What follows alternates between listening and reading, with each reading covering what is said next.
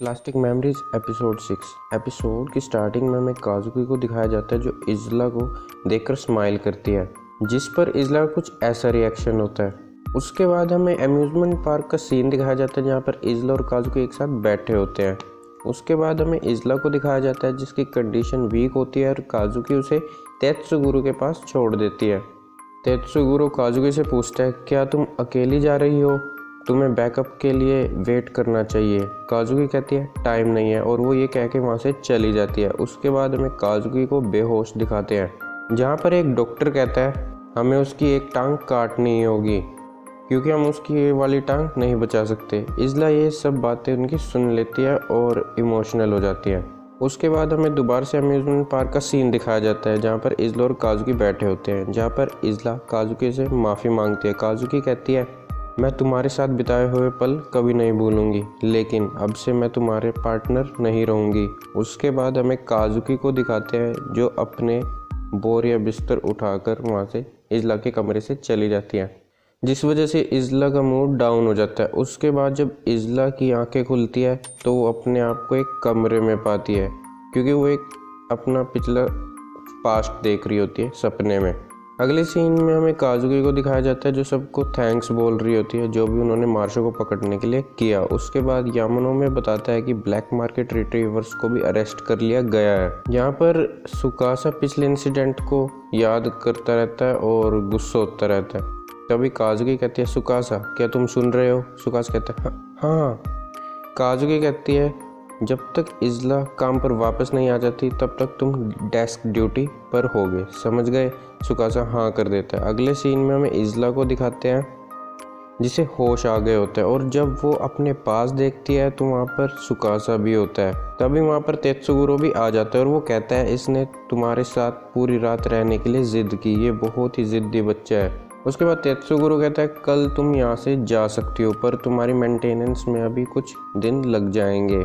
ये कह के तेत्सुगुरु वहाँ से चला जाता है। उसके बाद इज़ला सुकासा को सोते हुए देखती है और उसके बाल छेड़ने लगती है। थोड़ी देर बाद सुकासा उठ जाता है और सुकासा इज़ला को गुड मॉर्निंग विश करता है। उसके बाद वो सुकासा इज़ला से टाइम पूछता है जिस पर इज़ला कहती है अब तो रात है। उसके बाद इज़ला कहती है तुम्हें डोम जाके सो जाना चाहिए। सुकासा इस बात पर एग्री कर जाता है। सुकासा कहता है मैं खुश हूँ कि तुम ठीक हो, क्या तुम्हें पता है तुम लगातार 2 दिन से सो रही थी। उसके बाद सुकासा तेत्सुगुरु की नकल करने लगता है। सुकासा कहता है मैं तुम्हारे लिए चिंतित था। इज़ला कहती है चिंतित थे? सुकासा कहता है कि शायद तुम कभी उठो ही ना। उसके बाद इज़ला सोटा और मार्शा के बारे में पूछती है। सुकासा कहता है काजुकी और दूसरों ने मेरी मदद की और सब कुछ प्लान के अकॉर्डिंग हो गया। इसके बाद इज़ला सुकासा से माफ़ी मांगती है और कहती है मैं कुछ नहीं कर पाई। सुकासा कहता है बुरा मत मानो, जो तुम कर सकती तुमने किया। इज़ला पूछते सुकासा क्या तुम ठीक हो? जिस पे सुकासा कहता है धन्यवाद मेरी चिंता करने के लिए। और सुकासा एक स्माइल के साथ कहता है मैं बिल्कुल ठीक हूँ, जो सुनकर इज़ला ज़्यादा खुश नहीं होती। इज़ला मन में कहती है क्यों वो स्माइल करता रहता है। अगले सीन में हमें ईरू और इज़ला को दिखाया जाता है जहाँ पर ईरू इज़ला के स्टैटिक्स को देखकर कहती है इज़ला तुम्हारी कंडीशन अभी 100% ठीक नहीं है, तो अपने काम के बाद यहाँ पर आ जाना। उसके बाद इज़ला अपने ऑफिस में जाती है जिसे देखकर यामानो भी पूछता है इज़ला क्या अब तुम ठीक हो? जिसके बाद इज़ला सभी को गुड मॉर्निंग विश कर रही होती है। तभी यामानो भी कहता है इज़ला चैन क्या तुम मेरे लिए एक कप टी बना सकती हो? अगले सीन में हमें इज़ला को दिखाते हैं जो कि चाय बनाकर यामानो को सर्व कर रही होती है। तभी वहाँ पर हनाडा शेरी और सुकासा भी आ जाते हैं और जैसे ही सुकासा इज़ला को गुड मॉर्निंग विश कर रहा होता है तभी हनाडा सुकासा को के चेप हो जाता है और उसे ड्रिंक पर चलने के लिए बोलता है। हनाडा सुकासा को कई चीज़ों का लालच देने लगता है लेकिन सुकासा उसे मना कर देता है। तभी हनाडा की पार्टनर शेरी कहती है हनाडा अभी तुम और तुम्हारी बकवास के लिए टाइम नहीं है। मिचिरू भी हनाडा की बेइज्जती करने लगती है। उन दोनों की बातें सुनकर इज़ला चाय के कप को पूरा भर देती है जिससे कि थोड़ी चाय यामानो के टेबल पे गिर जाती है और उसके डॉक्यूमेंट्स भी भीग जाते हैं, जिसे देख के इज़ला यामानो से माफ़ी मांगती है। अगले सीन में हमें इज़ला और सुकासा को दिखाया जाता है जहाँ पर सुकासा कहता है काम पर सबसे अलग टाइम पर आना भी अजीब लगता है ना, क्योंकि पहले हम दोनों एक साथ ही आते रहे हैं। इसके बाद इज़ला कहते हैं सुकासा तुम्हारी स्माइल बहुत अच्छी है। जो सुनकर सुकासा के साथ साथ मिचिरू का भी कुछ ऐसा रिएक्शन होता है। उसके बाद हमें मिचिरू को दिखाते हैं जो इज़ला से पूछती है, इज़ला क्या सुकासा ने तुम्हारे साथ कुछ गलत किया? चिंता मत करना, हम तुम्हारे साथ हैं, ठीक है। उसके बाद हमें ईरू को भी वहीं दिखाया जाता है जो मिचिरू की बात को सपोर्ट कर रही होती है। मिचिरू कहती है जो उसने किया है हम शायद उसके लिए उसे डोम से भी बाहर फेंक सकते हैं। उसके बाद मिचिरू और ईरू से पूछने लगते हैं कि सुकासा ने उसके साथ ऐसा क्या किया। इज़ला कहती है मैं उसे अपने दिमाग से नहीं हटा पा रही हूँ। अगले सीन में हमें इज़ला, मिचिरू और ईरू को दिखाया जाता है जो सुकासा पर नज़र रख रहे होते हैं, जहाँ पर सुकासा पढ़ रहा होता है। उसे देखकर ईरू कहती है सुकासा ये क्या पढ़ रहा है? इज़ला कहती है ये मेरी डायरी पढ़ रहा है। ईरू इज़ला से पूछती है क्या तुमने उसे पढ़ने के लिए दी थी ये डायरी? इज़ला कहती है उसने टर्मिनल सर्विस के रूल्स जानने की कोशिश कर रहा था तो मैंने उसे डायरी दे दी।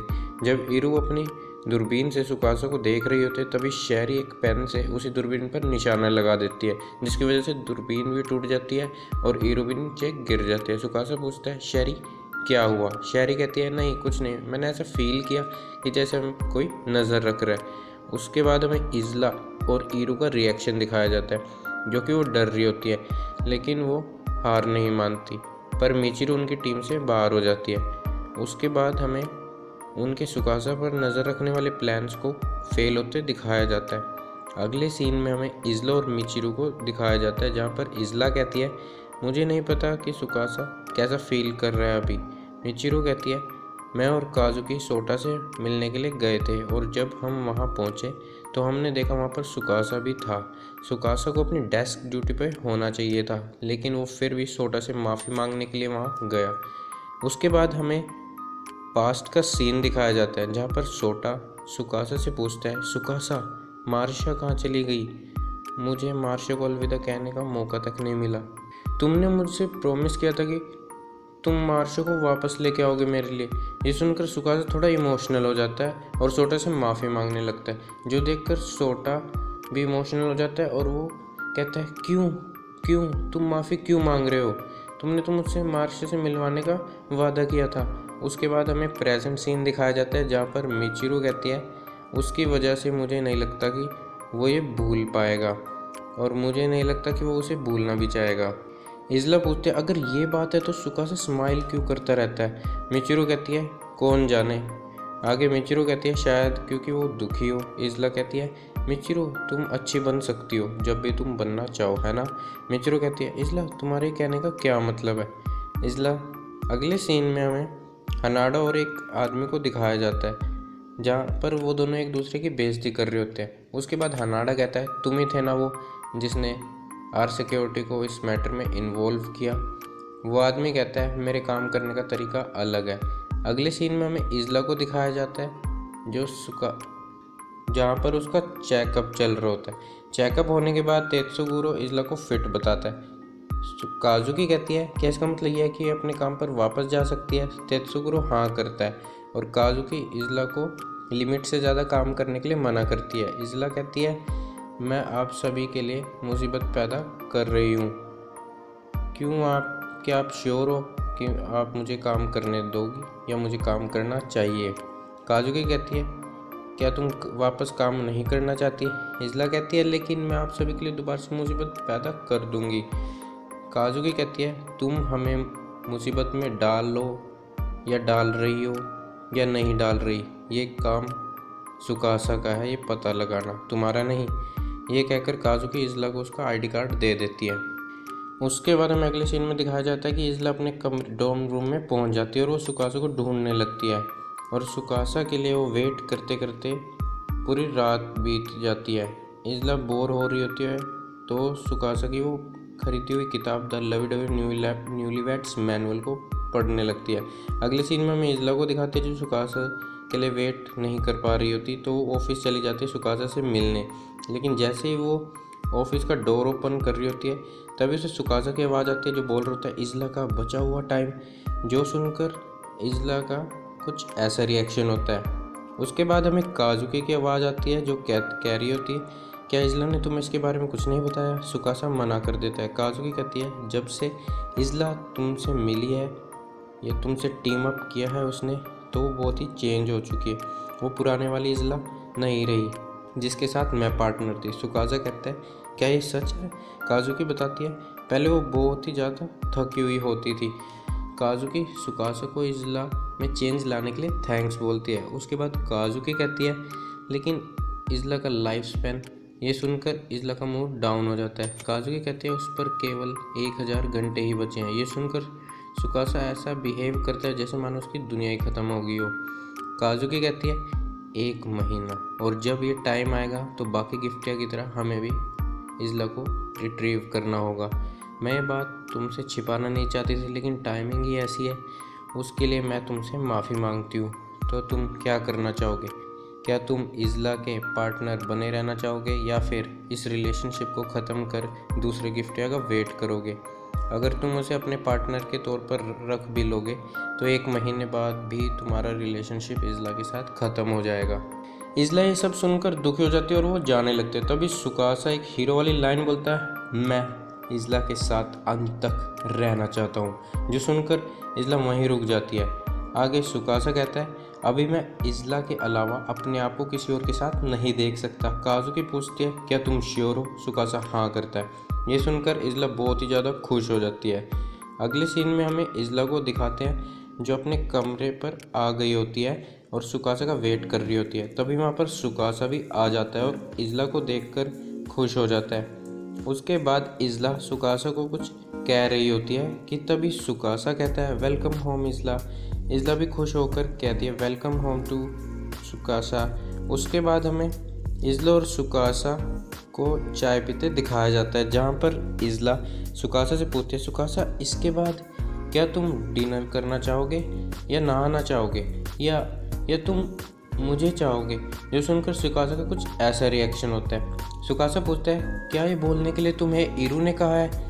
इज़ला मना कर देती है और वो सुकासा को द लवी डवी न्यूलीवैड्स मैनुअल की बुक दिखाती है, जो देखकर सुकासा के होश उड़ जाते हैं। और यहीं पर ये एपिसोड एंड हो जाता है। अगर आपको वीडियो पसंद आए तो लाइक कर देना, नहीं पसंद आया तो डिसलाइक कर देना। चैनल को सब्सक्राइब करना मत भूलना और जितना ज़्यादा हो सके इस वीडियो को शेयर कर देना। अब मिलेंगे अगली वीडियो में, तब तक के लिए बाय बाय।